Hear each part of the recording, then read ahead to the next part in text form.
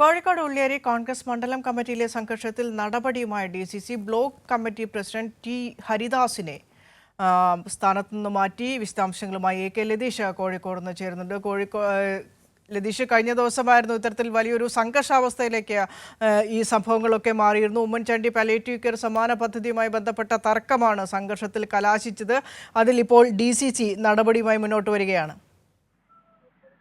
വിനിഷ, കഴിഞ്ഞ ദിവസമാണ് കോഴിക്കോട് ഉള്ളിയേരിയിലെ മണ്ഡലം കമ്മിറ്റി ഓഫീസിൽ ഒരു തർക്കം സംഘർഷത്തിലേക്ക് കലാശിക്കുന്ന രീതിയിലേക്ക് പോയത്. ഉമ്മൻചാണ്ടി പാലിയേറ്റീവ് കെയർ സമ്മാന പദ്ധതിയുമായി ബന്ധപ്പെട്ട് അവിടെ സാമ്പത്തിക ക്രമക്കേടുകൾ നടക്കുന്നു എന്നാരോപിച്ച് ബ്ലോക്ക് കമ്മിറ്റി പ്രസിഡന്റ്, ഇപ്പോൾ പുറത്താക്കപ്പെട്ട ബ്ലോക്ക് കമ്മിറ്റിയുടെ vice president T Haridasan DCC നേതൃത്വത്തിന് പരാതി നൽകിയിരുന്നു. DCC നേതൃത്വത്തിന് പരാതി നൽകിയ ഹരിദാസനെ തലസ്ഥാനത്ത് നിന്ന് മാറ്റണമെന്നാവശ്യപ്പെട്ടുകൊണ്ട് കഴിഞ്ഞ ദിവസം മണ്ഡലം കമ്മിറ്റി ഓഫീസിൽ ചേർന്ന യോഗത്തിൽ ഒരു പ്രമേയം അവതരിപ്പിച്ചു. ഈ പ്രമേയം അവതരിപ്പിച്ചതുമായി ബന്ധപ്പെട്ടാണ് ഇരു വിഭാഗങ്ങളായി തിരിഞ്ഞ് സംഘർഷത്തിലേക്ക് പോയത്.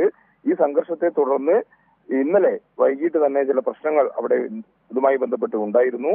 ഇതേ തുടർന്നാണ് ഇപ്പോൾ പരാതി നൽകിയ ടി ഹരിദാസിനെ പുറത്താക്കിക്കൊണ്ടുള്ള നടപടി DCCയുടെ നേതൃത്വം എടുത്തിരിക്കുന്നത്. AI വിഭാഗങ്ങൾ തമ്മിലുള്ള തർക്കമാണ് ഇതുമായി ബന്ധപ്പെട്ട അടിസ്ഥാന പ്രശ്നം. വിനിഷ.